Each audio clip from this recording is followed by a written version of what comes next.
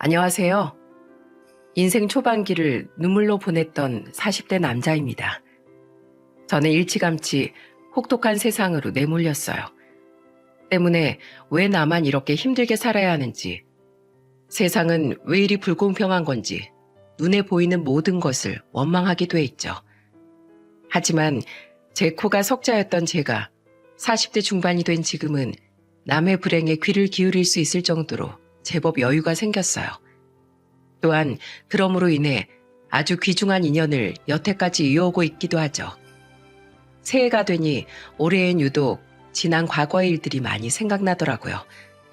그래서 이젠 웃을 수 있는 지난 기억들에 대해 정리도 해볼 겸 저희 인생사와 제 소중한 인연과의 추억에 대해 이렇게 사연을 적어봅니다. 저는 아들, 딸, 아들 순서의 3남매 중 맞이입니다. 여동생과 남동생은 각각 저보다 2살, 5살이 어렸죠. 서울의 외진 동네에 있었던 저희 집은 방이 3칸인 오래된 빌라였는데 여자 형제가 있었음에도 불구하고 우리 3남매는 방 1칸에서 함께 자곤 했어요. 이유는 바로 매일같이 싸우던 부모님 탓에 동생들이 불안해했기 때문이었습니다. 미용실을 하던 엄마는 노름과 알코올 중독이었고 초등학교 선생이었던 아버지는 그런 엄마를 창피하고 못마땅해 했어요. 그러면서도 선생이라는 사람이 이혼하면 체면 구기는 짓이라며 엄마와 갈라서지도 않았죠. 부부싸움을 하면 자주 물건도 부시고 몸싸움까지 일어나 동생들은 제 옆에 붙어서 방 밖으로 절대 나가지 않았습니다. 오빠, 오늘은 유리잔도 던지나 봐. 설마 큰일 나진 않겠지? 나 너무 무서워. 형, 나 화장실 가고 싶어. 아무 일 없을 거니까 무서워하지 마. 혜정아, 태준아, 형이 미리 페트병 하나 가져왔으니까 거기다가 볼일 봐. 아직 저도 어린 나이였지만 무서워하는 동생들 앞에서 저는 항상 의연한 척을 해야 했습니다. 저는 동생들의 유일한 버팀목이자 방패였으니까요. 지긋지긋하게 싸우던 부모님은 결국 제 나이 16살에 이혼하시더군요. 아버지가 집을 나가던 날 저는 다급하게 아버지를 붙잡고 애원했어요.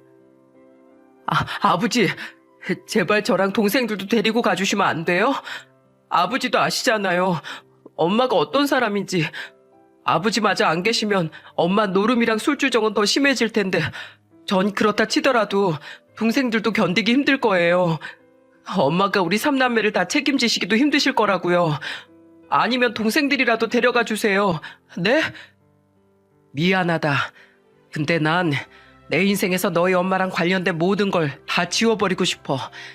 친정에서마저 등 돌린 네 엄마 때문에 나도 내 부모님한테 영까지 끊겼잖니. 이젠 정말 지긋지긋해. 그나마 나은 사람이 아버지라고 생각했건만 아버지는 우리 3남매를 아예 버려버린 겁니다. 그 뒤 결국 엄마가 노름으로 미용실과 전셋집 보증금까지 날려 우린 방 하나, 거실 하나짜리 작은 반지하 월세로 이사를 가야 했어요. 그리고 제 나이 18살에 엄마는 자식들에게 돈 한 푼 남기지 않고 야반도주를 해버리더군요. 동네 모인 갯돈을 떼어먹은 것도 모자라 월세집 보증금까지 다 들고 날라버린 거죠. 우리 3남매는 영문도 모르고 동네 아주머니들에게 엄마 어디 있냐며 엄청나게 시달려 했죠. 당시엔 휴대폰을 모두 가지고 있던 시절이 아니었기에 우린 엄마에게 아무런 연락도 해볼 수 없었습니다. 경찰에 신고를 하긴 했지만 경찰도 엄마를 찾아주지 못했죠. 그리고 성인이 된 지금까지 저는 부모라는 인간들의 생사조차 알지 못하고 있답니다. 물론 찾아보려면 찾아볼 수 있겠지만 자식을 버리고 간 인간들을 굳이 찾고 싶진 않았네요. 한편 동생들과 당장 길바닥에 나앉게 생긴 전 집주인 아주머니께 사정했습니다. 아주머니, 제발 저희 다른 집 구할 돈이라도 모을 수 있게 조금만 기다려주시면 안 될까요? 저야 길바닥에서 노숙해도 괜찮지만 제 동생들은 갈 데가 고아원밖에 없어요. 제발 이렇게 부탁드려요. 사정을 모두 들은 아주머니는 곤란한 표정을 지으셨어요. 하지만 마음씨 좋은 아주머니는 결국 우리에게 공짜로 딱 2달만 더 머물 수 있도록 허락해 주셨죠. 반찬과 쌀도 가끔씩 챙겨다 주신 아주머니 덕에 우린 근근히 끼니를 해결할 수도 있었습니다. 엄마가 도망간 이후 저는 곧바로 학교에 자퇴서를 냈어요. 학업을 그만두고 싶진 않았지만 당장 돈이 필요했으니까요. 저는 난생 처음 막노동을 하며 돈을 벌었고 그 돈으로 당장의 생활비를 해결할 수 있었습니다. 그리고 2달 뒤 저는 보증금 없는 방 한 칸짜리 월세방을 구해 동생들과 이사를 할 수 있었죠. 감사했습니다, 아주머니. 나중에 이 은혜는 꼭 갚을게요. 갚지 마.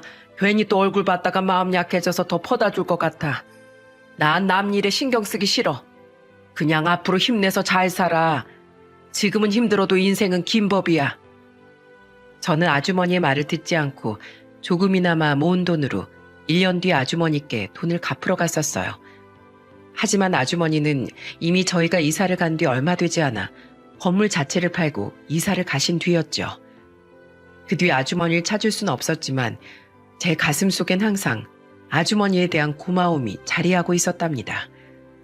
저는 계속해서 막노동을 하며 생활비와 월세를 벌었어요. 여동생은 자신도 학교 그만두고 일을 하겠다고 했지만 저는 화를 내며 말렸습니다. 내가 학교 그만둔 보람을 없애지 마. 너희 인생은 내가 책임져. 그리고 오빠도 공부 안 놓을 거야. 지금이야 이렇게 돈을 벌어야 하지만 나중에 검정고시 봐서 대학 갈 거니까 나한테 미안해하지 마. 저는 불행에 꺾여 제 인생을 포기하고 싶지 않았어요. 때문에 동생에게 말한 대로 잠도 자지 않고 열심히 공부해 검정고시 합격하고 경기권의 대학까지 진학했습니다. 고등학교 시절 친구들이 가끔씩 제 공부에 크게 도움을 주었기에 가능한 일이었죠. 바로 공장에 취업을 할 거라고? 왜 대학을 안 가? 돈 때문이라면 오빠가 더 벌 테니까 그냥 가.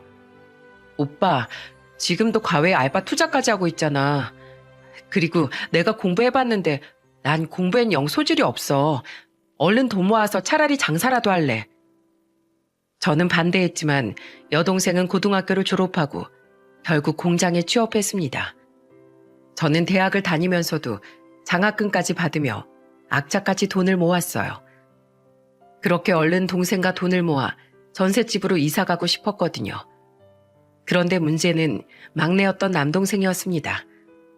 막내는 고등학교 올라갔을 때부터 방황을 하기 시작하더군요. 장태준, 너 학교에서 담배 피웠다며? 고등학생이 그게 할 짓이야? 너 요새 진짜 왜 그래? 저번엔 패싸움 했다고 경찰서에 잡혀가질 않나? 동급생한테 돈 뜯다가 걔네 엄마한테 전화 오게 하질 않나? 너 인생 막살기로 작정했어? 화도 내보고 얼러도 보고 심지어 비 오는 날 먼지나게 두들겨 패보기도 했습니다. 하지만 막내는 여전히 정신을 차리지 못했죠. 그리고 막내가 19, 제 나이 24살이던 어느 날 비밀번호는 어떻게 알았는지 막내가 제 체크카드를 훔쳐 제 통장에 있던 돈을 싹 빼들고 사라져버렸어요.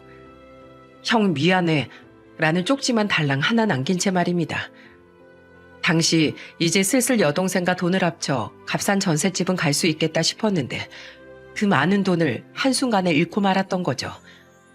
어디로 꽁꽁 숨어버린 건지 가출 신고까지 했지만 우린 결국 막내를 찾지 못했습니다. 막내 친구들을 찾아가 물어보니 아는 형들이 돈 들고 지방으로 내려오면 기가 막힌 사업에 끼워준다고 했다더라고요. 거기에 혹해 막내는 의미가 남다른 돈인 줄 알면서도 그걸 전부 가져가 버린 거죠. 하지만 차마 거의 업어 키우다시피 한 막내를 신고할 수는 없었어요. 그렇게 슬픔과 참담함, 분노 등의 복합적인 감정을 제대로 추스르기도 전에 저는 한 가지 더 청천벽력 같은 소식을 듣게 되었습니다. 오빠, 혜준이 일 때문에 머리 복잡할 거 아는데 나 오빠한테 털어놓을 일이 있어. 나 사실 공장에서 일하다 만난 남자친구 애 가졌어. 지금 3개월째야. 대환장 파티였습니다. 동생은 미안하다며 눈물을 뚝뚝 흘리기만 하더라고요. 동생과 함께 사고를 친 그 남자는 저희 집에 찾아와 무릎을 꿇더군요. 죄송합니다, 형님. 그래도 저 절대 책임감 없는 놈 아닙니다. 저 혜정이 정말 많이 좋아해요. 형님만 허락해 주신다면 제가 혜정이 책임지고 꼭 세상에서 제일 행복한 사람으로 만들어주겠습니다. 다행히 그 남자의 집은 넉넉한 편으로 부모님도 좋은 분들 같더라고요. 마음 같아선 그놈에게 주먹이라도 날리고 싶었지만 제가 그럴 자격이 있나요? 오히려 저와 살며 고생하는 것보다 좋은 집에 시집가서 편하게 사는 게 동생에게 훨씬 더 좋은 길이라는 생각마저 들었죠.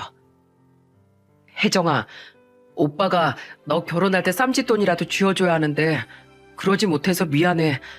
너 여태 우리 전셋집 구하려고 네 통장에 모아둔 돈 있지? 그거 한 푼도 빼지 말고 다 가지고 가. 하지만 오빠 돈은 한 푼도 안 남았는데 나 혼자 그 돈을 다 가져가면 어떡해. 괜찮아. 이제 너희도 없는데 나 혼자 먹고 살 돈은 충분히 벌 수 있어. 그러니까 혜정아, 넌 꼭 행복해져야 돼. 알았지? 동생은 그렇게 배가 부르기 전 빠르게 결혼식을 올리고 시댁에 들어가 살게 되었습니다. 간간히 얼굴을 보니 사돈 어른들과 매제가 잘해주는지 표정도 밝아지고 얼굴에 살도 많이 올랐더라고요. 그렇게 동생은 딸을 낳았고 자신만의 행복을 찾아가기 시작했죠. 너무도 기뻤지만 이제 전 동생들까지 모두 떠나고 정말 혼자가 된 겁니다. 저는 다시 미친 듯이 일을 하며 힘들게 대학을 졸업했어요. 그리고 저는 공시생의 길로 들어서게 되었습니다. 나라가 한창 경제적으로 힘든 시기를 겪은 뒤 공무원이 최고라는 이야기가 많았거든요. 노력하는 것만은 자신 있었기에 솔직히 저는 시험에 금방 붙을 줄 알았어요. 하지만 저는 결국 한 번, 두 번에 이어 네 번째까지 처참히 낙방하고 말았죠. 저는 크게 좌절했습니다. 편의점 알바와 막노동을 병행하며 미친 듯이 공부했는데 남들은 한두 번만 해도 턱턱 붙던 그 시험을 네 번이나 떨어지다니 세월이 너무 아까웠어요. 차라리 그 시간에 돈이라도 벌었으면 이 지긋지긋한 월세방은 탈출했을 텐데 말입니다.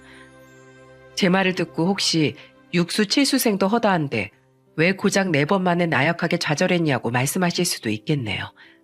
하지만 그 1년, 2년이 가난했던 저한텐 정말 황금 같은 시간이었거든요. 게다가 답답한 마음에 오랜만에 나간 친구들 모임에서 저는 화장실에 다녀오다 밖에서 흡연을 하던 친구들의 제 뒷담화까지 들어버리고 말았습니다. 야, 장기준 쟤 누가 불렀냐? 홍영훈이 불렀대.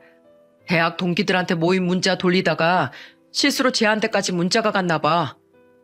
에휴, 기분 좋게 나왔다가 고기만 뚝 떨어졌어. 쟨 대학 다닐 때부터 표정이 왜 저렇게 초상집이냐? 맨날 세상 근심 혼자 다 떠안고 있는 것 마냥 침울한 게 같이 있으면 술맛도 다 떨어진다니까. 원래 공부는 잘하던 놈이 공시까지 4번이나 떨어진 걸 보면 어렸을 때부터 팔자가 더럽긴 더러운 모양인데 재수 없을 거면 지만 없을 것이지. 왜 그 피해를 우리까지 봐야 돼? 저런 애 옆에 있으면 사나운 팔자가 우리한테까지 옵는다니까? 심장이 쿵 하고 내려앉았습니다. 절친하진 않아도 나름대로 우정을 공유한 사이라 생각했건만 친구들은 애초에 절 따돌리고 있던 거였어요. 또한 친구의 말을 듣고 저도 모르는 사이 제가 얼마나 음침한 사람이 되었는지도 그제야 깨달았죠. 저는 일이 생겼다며 제 몫에 돈을 두고 도망치듯 그곳에서 나왔습니다. 친구들은 저를 잡는 신용도 않더라고요.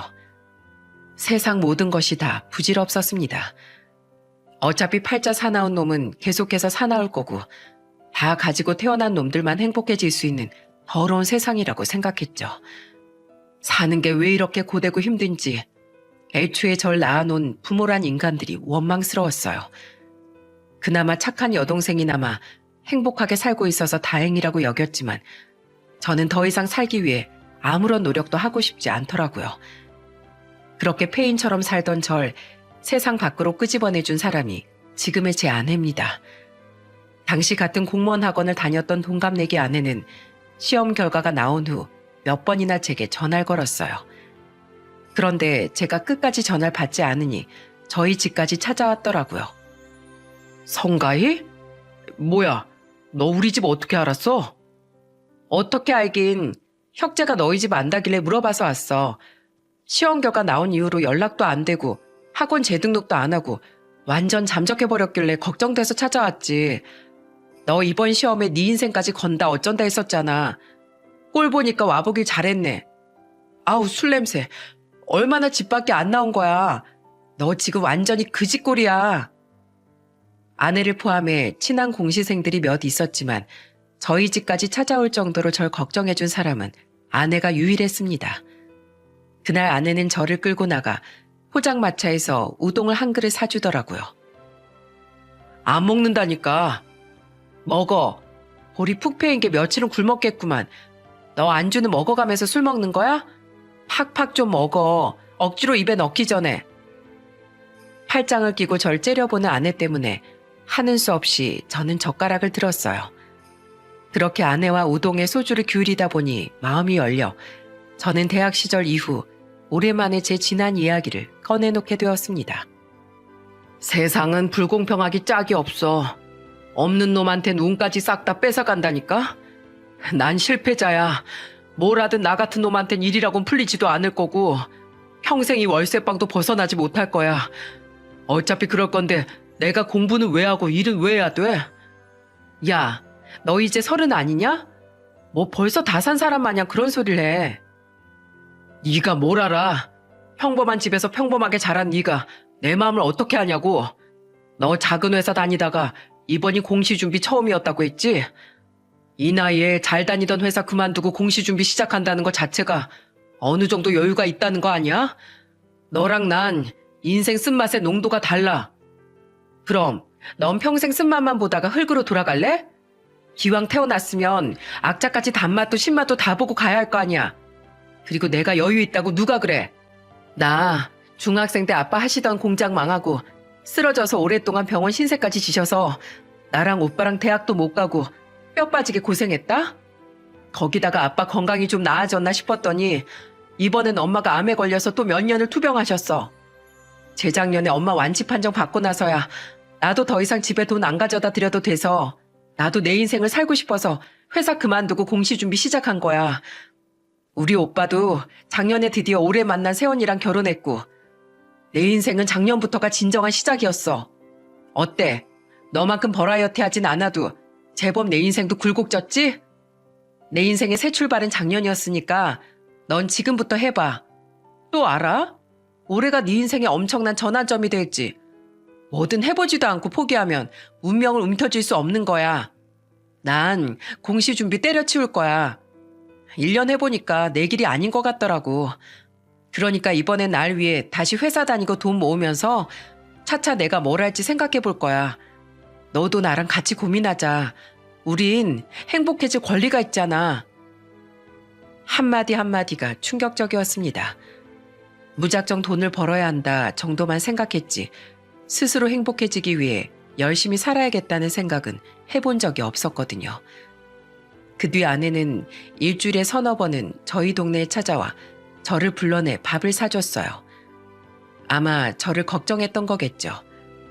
저는 아내 덕에 새로운 시각으로 제 인생을 바라보기 시작했고 과감히 4년을 투자한 공무원의 길을 포기하고 신입으로 취업 준비를 하기 시작했습니다. 그 사이 우린 깊은 사이로 발전했어요.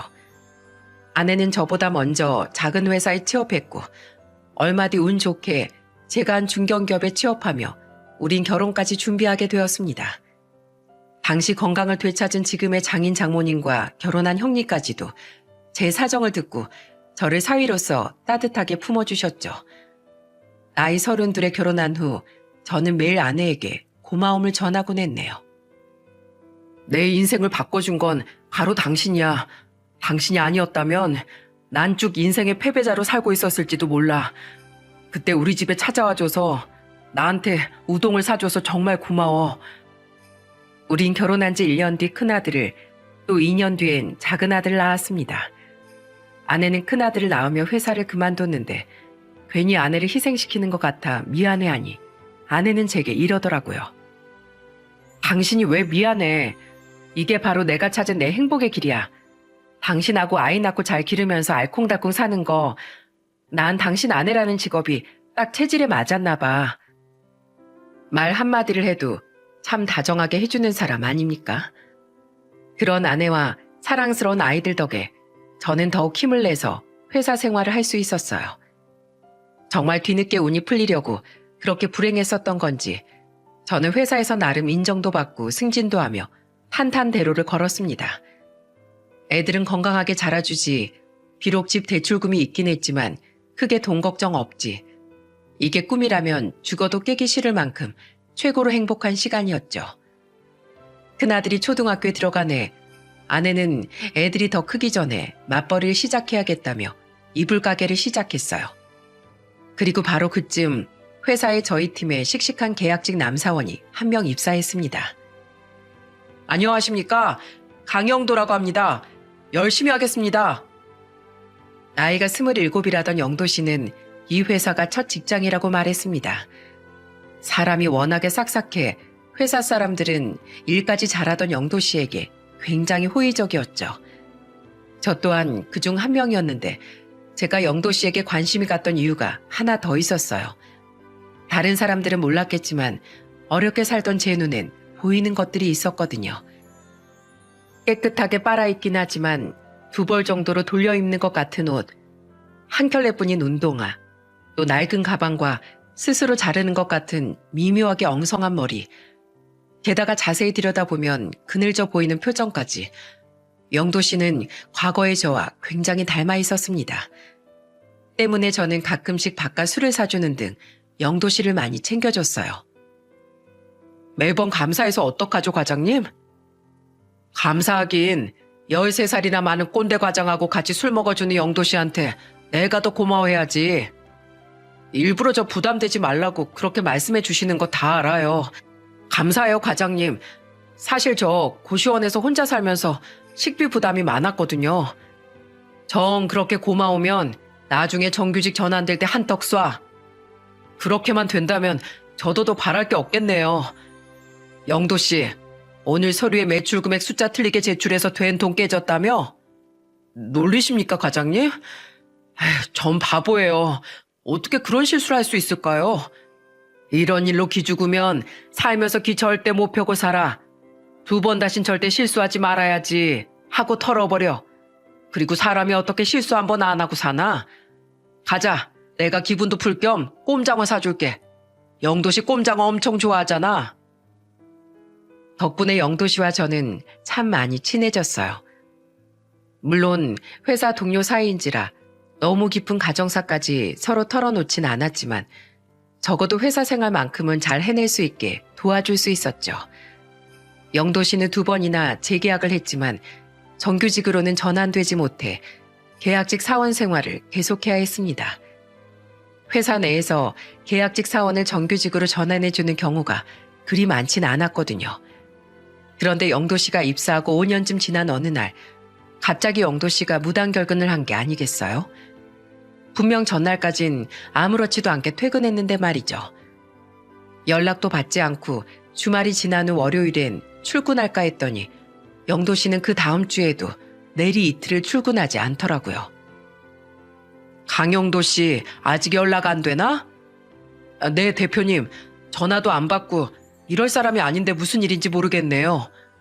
사람 좋게 봤는데 혹시 무단 퇴사한 거 아니야? 올해가 친구인 줄 알았는데 씁쓸하구먼.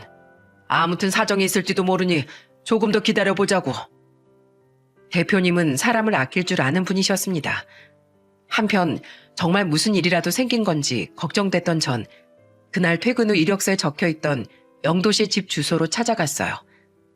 고시원에 살고 있다고 듣긴 했지만 영도 씨가 살고 있던 고시원은 생각보다 더 열악한 곳이더라고요. 고시원도 가격대별로 천차만별이잖아요. 영도 씨 방에 들어가 보니 창문도 하나 없고 공간도 굉장히 협소했죠. 대뜸 찾아온 저를 보고도 영도 씨는 당황하긴커녕 고개를 푹 숙였습니다. 과장님이 여기까진 어쩐 일이세요? 3일이나 무단결근하고 연락도 안 되니까 찾아왔지. 대체 무슨 일이야? 표정은 인생 다 산 사람 얼굴에 방 안에 술병은 하나, 둘, 20병도 넘네. 과장님, 저 회사 출근 안 합니다. 인생 포기했어요. 세상은 절 버렸다고요. 뭐? 영도 씨, 우선 진정해. 무슨 일이야? 저 같은 놈은 뭘 해도 안 될 거예요. 저 그냥 죽으려고요. 이 거지 같은 세상 살기 너무 힘들어서 도저히 못 버티겠어요.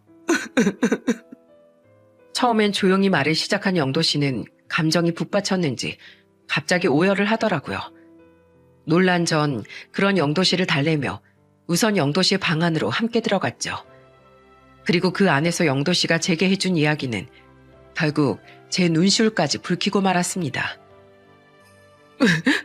과장님, 저 전화 사기 당했어요. 사기? 네, 제가 살다 뉴스로 보고 듣기만 했지 제가 그런데 속아 넘어갈 거라곤 상상도 못했어요.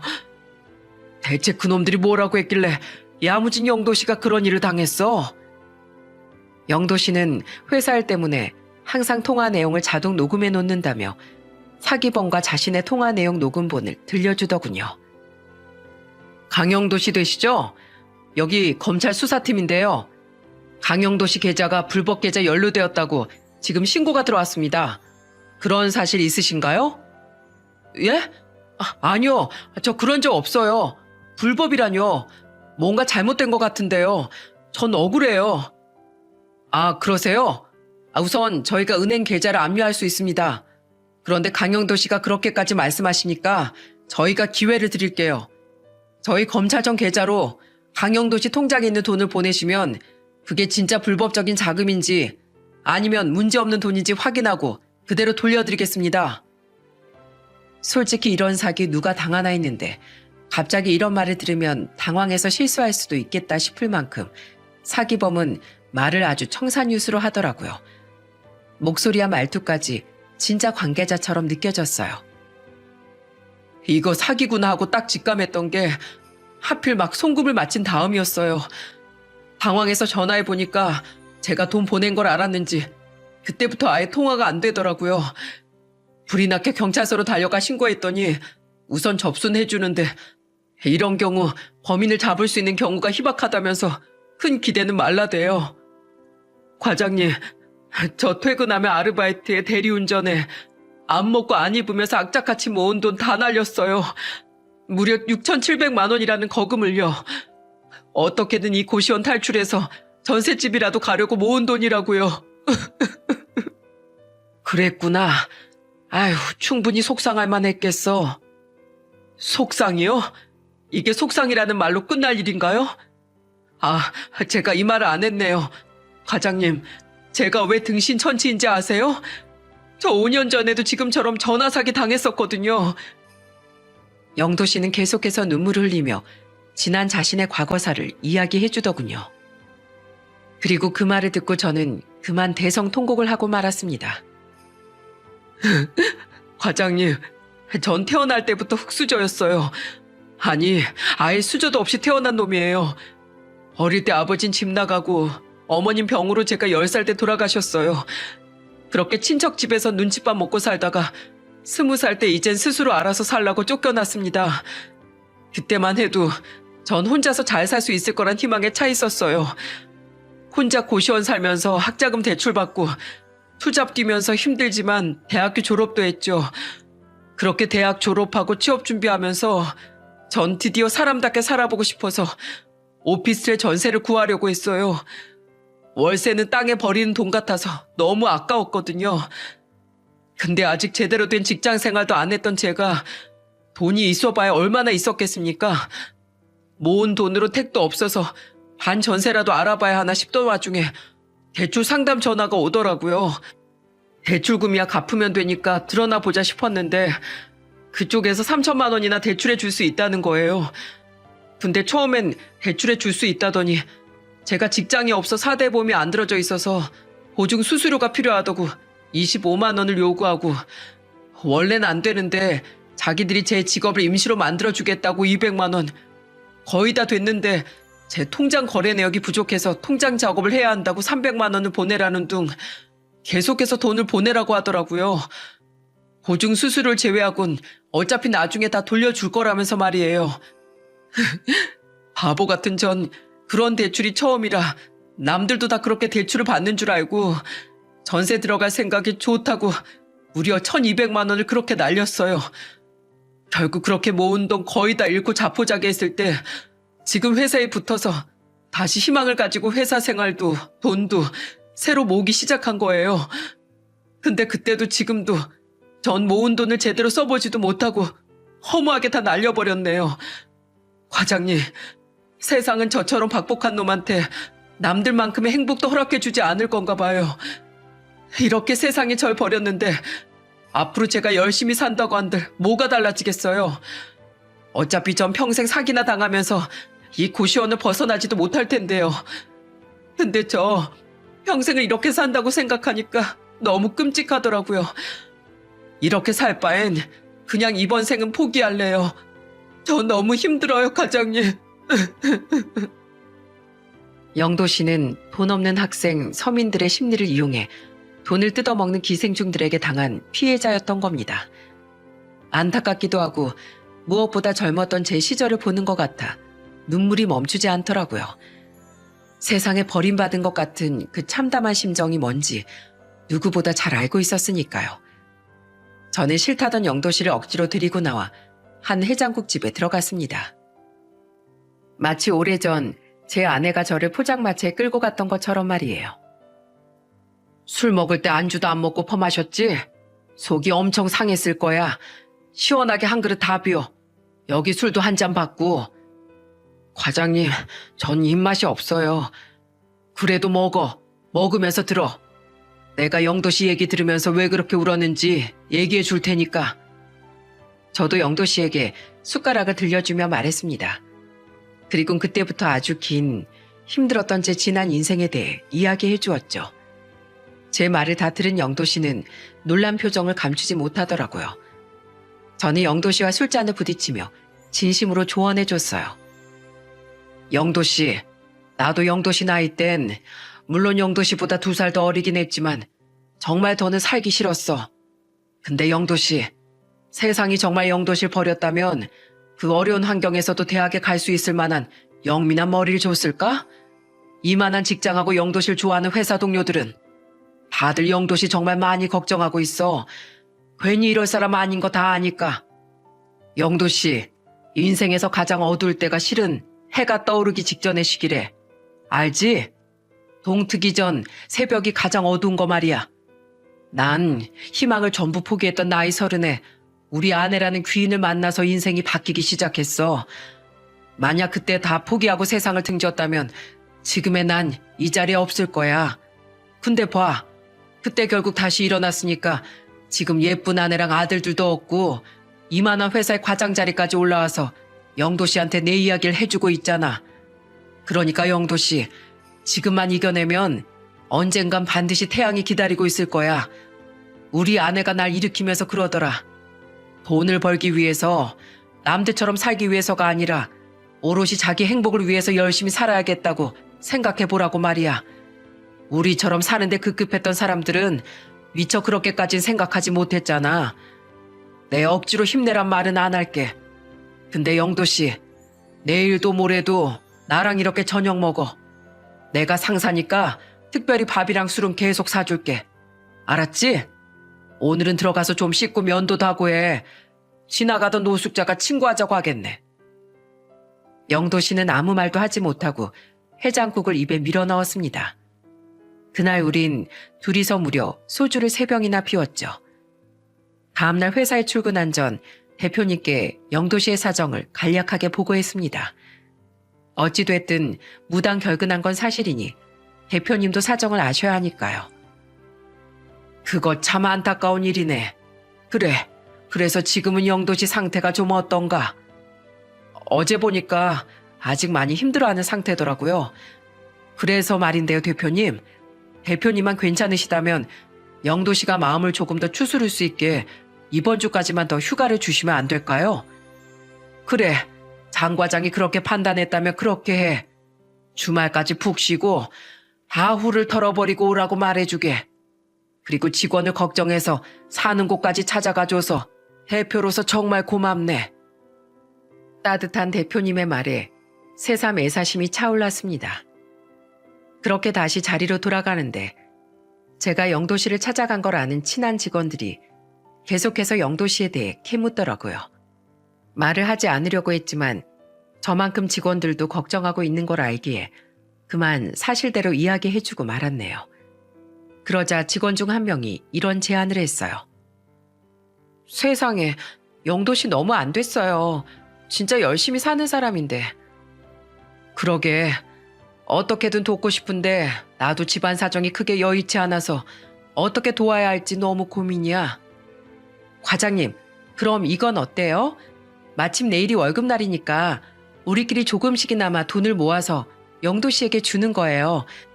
다들 사정이 있으니 우리가 그 큰 돈을 마련하지 못하지만 우선 그 돈으로 영도 씨 당장 숨통 정도는 틔워줄 수 있잖아요. 그 직원의 말에 다들 좋은 생각이라며 동의하더라고요.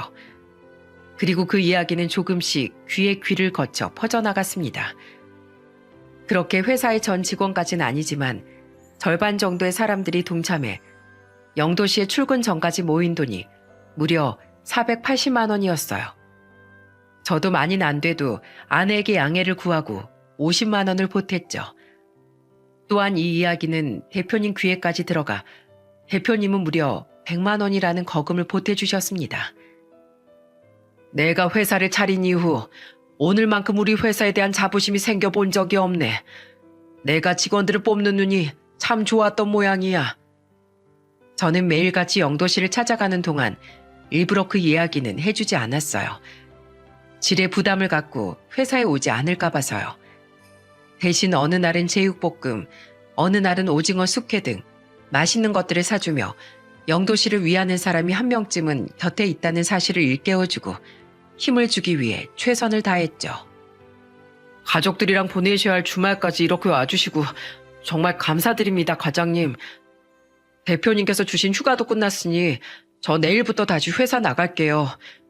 과장님 덕분에 다시 한번 일어서 볼 희망을 가질 수 있었어요. 이 은혜 절대 잊지 않겠습니다. 잊어, 괜찮아. 나도 돌이켜보면 사람들의 도움 참 많이 받고 살았어. 그러니까 영도신 나한테 은혜 갚지 말고 나중에 우리처럼 힘든 시기를 거치고 있는 사람을 보면 그때 그 사람한테 영도씨가 받은 걸 돌려줘. 그럼 내일 회사에서 봐. 제가 영도씨를 도와준 이야기를 듣고 아내는 기특하다며 제 머리를 쓰다듬어 주더라고요. 잘했어 내 남편. 그 페인꼴을 하고 질질 짜던 사람이 언제 이렇게 멋진 남자로 탈피했을까? 장해, 붕디 팡팡. 참 유쾌한 사람이죠. 저는 그런 아내를 보며 언젠간 영도 씨도 꼭 저처럼 삶에 힘을 줄 수 있는 배우자를 만나길 바라보았답니다. 다음날 직원들과 대표님이 모은 돈을 건네받은 영도 씨는 회사라는 사실도 있고 울음을 터뜨리고 말았어요. 저는 영도 씨 어깨를 다독이며 이렇게 말해주었죠. 봐, 다들 자발적으로 적은 돈이나마 아끼지 않고 보탰어. 다들 좋은 사람이어서도 있지만 영도 씨가 5년간 회사 생활을 잘해왔으니까 이런 결과가 나온 거야. 영도 씨, 세상엔 아직 영도 씨를 위하고 응원하는 사람이 이렇게나 많아. 그러니까 절대 세상에 지지 말고 힘내서 살자. 알았지? 네, 과장님. 저 정말 열심히 살게요. 저도 남들을 도와줄 수 있는 사람이 될 수 있도록 최선을 다할게요. 여러분, 그리고 대표님, 정말 감사드립니다. 앞으로 회사의 굳은 일은 죄다 도맡아 하는 여러분의 머슴이 되겠습니다. 영도 씨의 대성통곡에 직원들은 함께 눈시울을 붉히기도 하고 또 웃음을 터뜨리기도 했습니다. 그 모습을 뒤에서 지켜보신 대표님은 나중에 영도 씨 어깨를 몇 번 두드려주곤 대표실로 돌아가셨죠. 그 뒤 영도 씨는 다시 힘을 내서 일을 하기 시작했습니다. 그런데 얼마 뒤 굉장히 기쁜 소식이 하나 들려왔어요. 과장님, 어제 경찰서에서 연락이 왔는데요. 저 잘하면 돈 찾을 수 있을지도 몰라요. 뭐? 어떻게? 설마 그 잡기 힘들다던 전화사기 단체를 잡은 거야? 아니요, 그건 아닌데 현금 인출기에서 돈 뽑아서 수거하는 현금 전달책 있죠? 그 사람을 잡았대요. 돈을 뽑다가 그 자리에서 체포됐대요. 과장님, 진짜 인생 망하란 법은 없나 봐요. 정말 기적 중의 기적이었어요. 그 후 영도 씨는 다른 피해자들도 많기 때문에 비록 사기당한 전액을 되찾지 못했지만 절반이 넘는 3,500만 원 정도를 돌려받을 수 있었습니다. 그날 기쁨에 찬 영도 씨는 감사의 표시라며 회사 직원들에게 초콜릿 세트를 하나씩 돌리기도 했죠. 그렇게 2년이 넘는 시간이 지났네요. 다행스럽게도 영도 씨는 지금 아주 즐거운 매일을 보내고 있습니다. 우선 영도 씨는 재계약 시즌 때 드디어 6년의 계약직 사원 시절을 마치고 정규직으로 전환이 되었어요. 감사합니다, 대표님. 저 이 회사에 뼈를 묻겠습니다. 뼈는 묻지 말고 노력만 열심히 해주게. 이거 참 부담스러워서 원. 대표님은 부담스러운 척 하시면서도 슬며시 영도 씨에게 미소를 지어주셨어요. 그리고 영도 씨는 정규직 전환이 되면 제게 거하게 밥을 사겠다는 약속을 지키기도 했죠. 저는 그날 무려 한우를 물리다 못해 아주 배가 터지도록 영도 씨의 강요에 의해 입에 집어넣어야 했어요. 그리고 얼마 전 영도 씨는 드디어 고시원을 벗어나 인생 첫 전셋집을 얻게 되었습니다. 저 또한 축하하는 마음으로 주말에 시간을 내서 이사를 도와주러 갔죠. 영도 씨의 집은 방 하나, 거실 하나의 작은 오피스텔이었는데 좁은 창문도 없는 고시원에서 오래 살던 영도 씨는 입에 찢어질 듯 웃으며 팔짝팔짝 뛰더라고요. 형, 창문이 화장실까지 3개나 있어. 너무 넓고 쾌적해. 형, 난 나중에 방 2칸, 3칸짜리 집으로 이사 간다고 해도 절대 이 집을 잊지 못할 거야. 축하해. 이제 좋은 여자 만나서 장가만 가면 되겠네. 앞으로 영도 네 인생은 나보다도 더 탄탄대로 달릴 거니까 마음의 준비 단단히 해. 힘들었던 만큼 이젠 꽃길만 가득할 거야. 지금 저는 영도 씨, 아니 영도와는 사석에선 형 동생하는 사이로 가깝게 지내고 있습니다. 가끔은 저희 집에 초대해 저희 아내와 2 아들과 함께 식사를 하기도 하죠. 그리고 좋은 일은 영도에게만이 아니라 제게도 찾아왔답니다. 여보, 내일 저녁에 서방님이랑 아가씨 전부 저녁 드시러 온다고 했지? 그건 바로 오래전 제 돈을 가지고 도망쳤던 막내가 얼마 전 저를 먼저 찾아온 일이었어요. 처음 막내가 저희 집으로 찾아왔을 때 저는 제 2 눈을 의심했습니다. 40이 넘었지만 막내 얼굴을 제가 어떻게 잊을 수 있었겠어요. 어느덧 중년이 된 막내는 절 보자마자 현관에 무릎을 꿇으며 제게 용서를 빌더군요. 형, 나야, 태준이. 네가 어떻게... 형 미안해. 그때 내가 너무 멍청하고 어렸어. 동네 형들이 돈 들고 오면 사업에 끼워준다는 말이 어린 내 귀엔 너무 매력적으로 들렸어.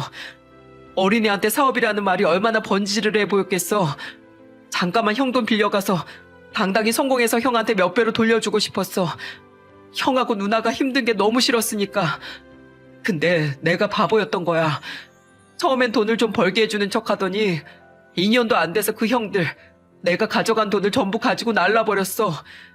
염치가 없어서 빈손으로 돌아갈 수도 없어서 그때부터 난 주먹 쓰는 집단에 들어가 남들 괴롭히고 주먹 쓰면서 정말 엉망으로 살았어. 그러다 나이 30에 결국 교도소 생활을 2년간 하게 되면서 비로소 정신을 차렸던 거야. 내 인생이 너무 한심하게 느껴졌거든. 그때 형이랑 누나가 너무 보고 싶었는데 다 망한 상태로 찾아와서 용서를 빌면 인생 망하고 찾아온 못난 인간으로 보일까봐 차마 형하고 누나를 찾지 못했어. 그때부터 나 바닥부터 시작해서 정말 안 해본 일이 없이 정당한 방법으로 악착같이 돈 벌었어. 그렇게 노력해서 지금은 나 제법 잘 되는 식당을 2개나 운영하고 있어. 이젠 형하고 누나 찾아서 용서를 빌 때가 된 것 같아서 수소문 끝에 이렇게 찾아온 거야. 형, 집 떠난 후에 한 번도 형하고 누나를 그리워하지 않은 날이 없었어. 날 때려도 좋고 발로 차도 좋아. 그러니까 제발 한 번씩 형을 찾아오게만 해주면 안 될까? 날 그토록 위해주던 형한테 이제라도 나 죗값 치르고 은혜 갚으면서 살고 싶어. 지방에 살고 있는 막내는 자신에겐 행복해질 자격이 없는 것 같아 여태 결혼도 하지 않고 혼자 살고 있다더군요. 그리곤 이자까지 쳐서 갚고 싶다며 제게 무려 1,500만 원을 내밀더라고요. 돈 봉투를 받고 펑펑 우는 막내를 물끄러미 보고 있자니 흉터도 제법 많고 주름도 나이대보다 많은 게 그동안 고생하며 살아온 세월이 느껴졌어요. 저는 막내 앞에 쭈그려 앉아 무릎 꿇고 있는 막내를 꼭 안아주었습니다. 잘 찾아왔어. 은혜 네가 이렇게 뉘우치고 찾아온 것만으로도 다 갚은 거야. 그동안 몸고생 마음고생 정말 많았다. 보고 싶었다 우리 막내. 형. 그동안 아무리 미워하려고 해도 믿긴커녕 걱정만 되던 막내를 보니 감사함이 뜨겁게 차오르더군요. 반면 제 연락을 받고 막내를 마주한 여동생은 염치 없이 이제 와서 왜 찾아왔냐며 막내에게 쏘아붙이더라고요. 사실 동생 또한 막내를 많이 걱정했다는 걸 저는 잘 알고 있었는데 말입니다. 그 뒤 우리 삼남매는 최근까지 딱 3번 만남을 가졌어요. 막내가 찾아왔을 때 막내를 봤던 제 아내는 막내에게 굉장히 살갑게 대해줬지만 여동생은 아직 매제를 막내에게 소개시키지 않았죠. 물론 사람 좋은 매제는 막내의 존재를 알고는 있지만 여동생의 마음이 열려 막내를 소개받을 수 있을 때까지 가만히 기다려주는 중이랍니다. 지금이야 아직 찬바람이 부는 여동생이지만 워낙 착한 성정인 걸 알기에 곧 다가올 설날쯤엔 가족끼리 다 같이 웃으며 모일 수 있을 거라고 과감히 예상해보네요. 이렇듯 저도 영도도 지금은 과거의 힘듦을 다 이겨내고 행복하게 살아가고 있습니다. 여러분, 저는 영도와 우리 막내처럼 사기를 당하는 사람이 꼭 어리석어서가 아니라고 생각해요. 사기를 치는 사람들은 꼭 돈 없고 힘없는 약자들의 간절한 마음을 노리고 하이에나처럼 달려들잖아요. 그들이 미끼로 던지는 희망을 간절한 상황에서 거절하긴 쉽지 않은 법이니까요. 그러니 여러분, 부디 그런 피해자들을 바보 같다고 질책하지 마시고 내 친구, 내 가족처럼 따뜻하게 감싸주셨으면 좋겠다는 말을 하고 싶어 저는 이 사연을 보내게 되었습니다. 사기는 누구든 당할 수 있고 그럴 때 여러분의 따뜻한 말 한마디가 저와 영도처럼 낭떠러지 앞에 떠밀린 사람의 생명을 살릴 수도 있잖아요. 그러니 한 사람의 인생을 구해주는 길이라고 여기시고 부디 피해를 당한 지인들을 보면 꼭 진심 어린 응원 한마디씩 부탁드리겠습니다. 그럼 남에게 피해만 끼치는 사기꾼들이 반드시 뿌리 뽑히길 바라며 이만 사연을 마치겠습니다. 감사합니다.